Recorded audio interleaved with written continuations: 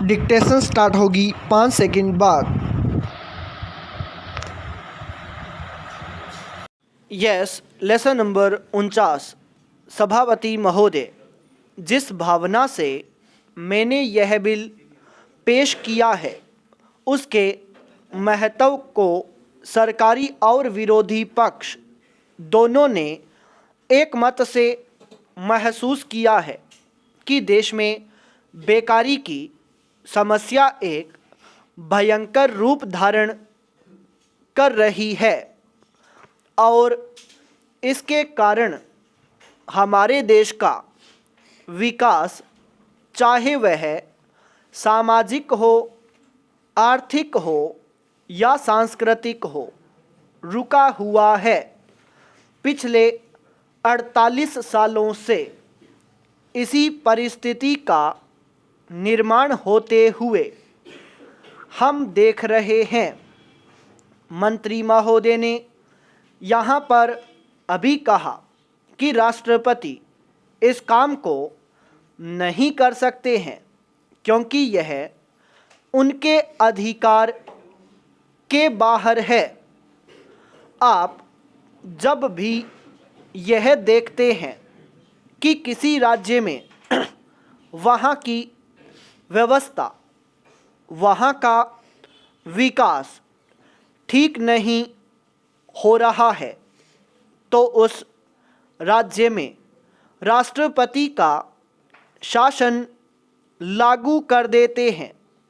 जब किसी राज्य में अराजकता फैल रही हो, विकास का काम समाप्त हो गया हो और वहाँ के नेता जिम्मेदारी से काम न करते हों तो वहाँ पर राज्यपाल का शासन लागू कर दिया जाता है।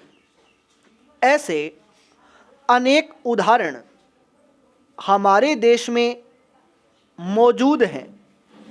इसी प्रकार हमारे राष्ट्रपति सबसे ऊंचे अधिकारी हैं और अगर देश में इस तरह की स्थिति काफ़ी समय तक चलती रही तो राष्ट्रपति को आपातकालीन स्थिति में इस देश की सुरक्षा के लिए, इस देश की तरक्की के लिए सारी जिम्मेदारी अपने हाथ में ले लेने का अधिकार है।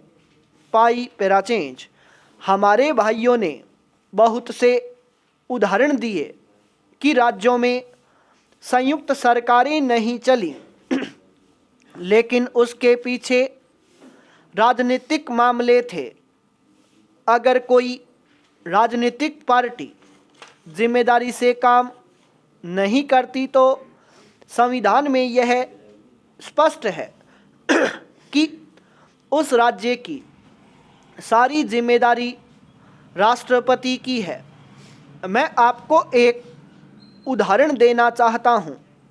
संविधान में आदिवासी हरिजनों की उन्नति के लिए प्रण किया गया था कि 10 साल में उनकी सामाजिक तथा आर्थिक स्थिति को सुधार देंगे, लेकिन यह सरकार उसमें भी असफल रही।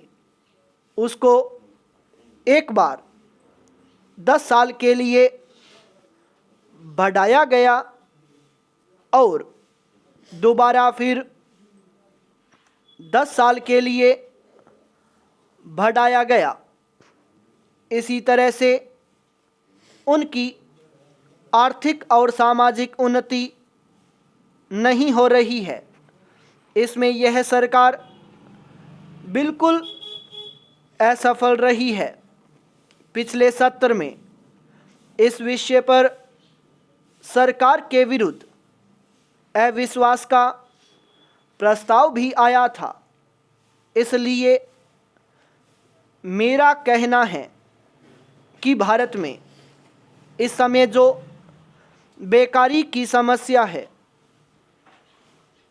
वह इस ढंग की समस्या है जिसके रहते सारे देश को उन्नत बनाने का नक्शा हम सोच रहे हैं।